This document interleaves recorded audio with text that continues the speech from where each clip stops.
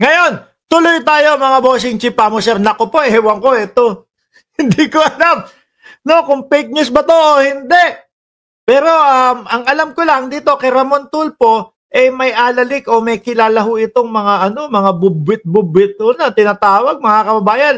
At si Ramon Tulfo din, sabi ko nga sa inyo, doon sa ibang mga vlog natin, yung iba hindi ko pinapaniwalaan kay Ramon Tulfo, yung iba pinapaniwalaan ko naman.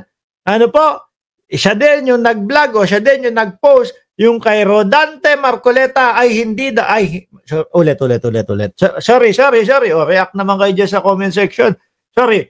Hindi daw po si Rodante Marcoleta yung nakatanggap ng 120 million. Sabi ho yun ni Ramon Tulfo. Ngayon, iba naman ito. Mga diskaya naman ho daw ito, mga boss Chief Pamuser. Sabi kasi ni Ramon Tulfo, double whammy, no? O kaya, double black eye, parang ganun. Double black eye para kay Curly Diskaya. Mukhang talagang malupit. Kung totoo man, no, itong mga ipinopost ni Ramon Tulfo, mukhang malupit yung bubwit nito. Mukhang nasa inner circle ng mga Diskaya ito para malaman yung sinasabi na 120 million, hindi daw kay Marcoleta. Hindi daw si Marcoleta ang tumanggap nun. Para malaman yung 120 million na yun. At ito naman, mga boss, magugulat kayo. Bakit kayo magugulat? Sabi dito, kasi malapit na daw makulong si Curly Diskaya. No? Malapit na siyang makulong, pero ang mas masakit ay may ibang lalaki ang kanyang esposa na si Sara. Aray ko po, kung totoo man yan. Saan kaya nakukuha ni Ramon Tulfo? Mabibigat ho eh. Pero mo iisipin mo, no? Hearing, no? Kulta na yung isip mo, kaya isip doon sa mga hearing, etc. Tapos ito, may dadagdag pa sa iniisip mo pag nabasa mo yung post ni Ramon Tulfo na kesyo daw, may ibang lalaki, yung kanyang asawa na si Sara, na si Sara Diskaya.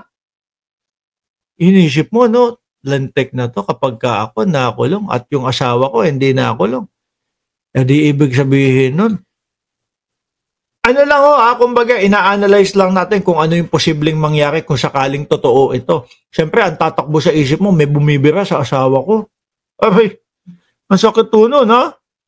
Hindi, kasi ganyan na. Kung si Curly Diskaya lang ang makukulong at si Sara maliligtas, tapos kung totoo nga naman na merong ibang lalaki, yung si Sara, imposible naman nung di magbirahan yan, mga kababayan. Di ba? Sandali. Commercial yun. Iniiputan sa ulo si Curly ng personal na bodyguard ni Sara. Aba, siguro yung close-in bodyguard ni Sara Diskaya. Siguro nagagandahan kay Bitoy. Kay Bitoy.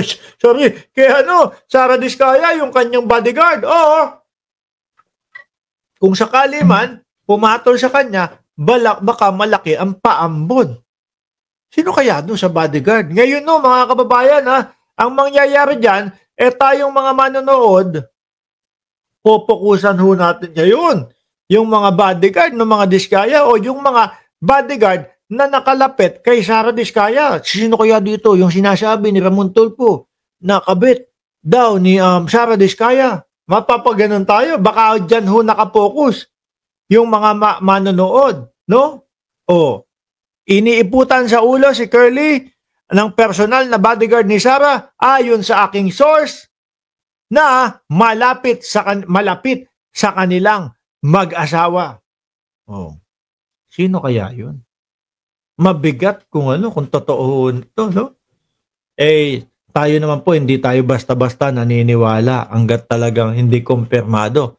Pero ito, si Ramon Tulfo, naniniwala ako dito na may mga bubwit ito, no? Pero hindi ko lang sigurado kung lahat ng ipinipid sa kanya, ng bubwit niya, totoo. Tuloy! Noong wala daw si Sara sa hearing at sinabi ni Curly sa mga senador na di niya kasama dahil busy ito sa trabaho, nako, may nakakita kung sakaling ganyan yung sinasabi.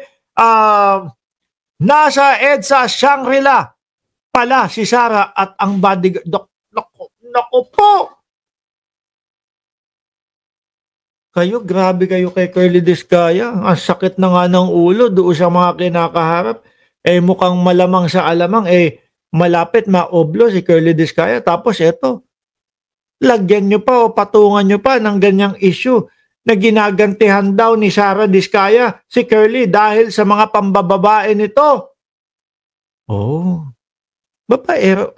Sorry Uy, akala ko nga dati parang parang Pokemon si Curly Discaya kasi parang Pero sabi ni Kap Nino Barsaga, di ba naalala nyo nung na-vlog natin at naisingit natin si Kap Nino Barsaga, ang sabi niya, naku, mabait siya si Curly. Malaki ang kinita ko diyan. Kulang 2 milyon daw ang kinita ni Kap Nino Barsaga dito sa mga Discaya. Yung sabi niya. Ano po? Ngayon, tuloy. Ginagantihan daw ni Sara si Curly dahil sa pambababae nito. Tuloy. Nako! May CCTV. Diyos ko po. Baka naman pumasok lang sila. Baka meron naman talagang importanteng meeting.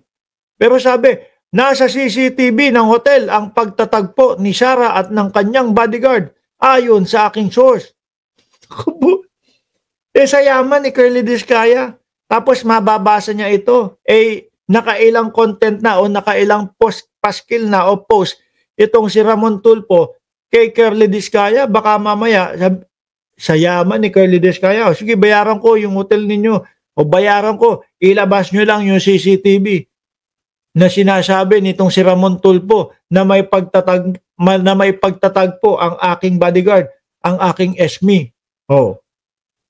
Sabi ng aking espiya, matagal na raw ang relasyon ni Sara at ng bodyguard. When it rains, it pours. Sabi daw, yan yung picture.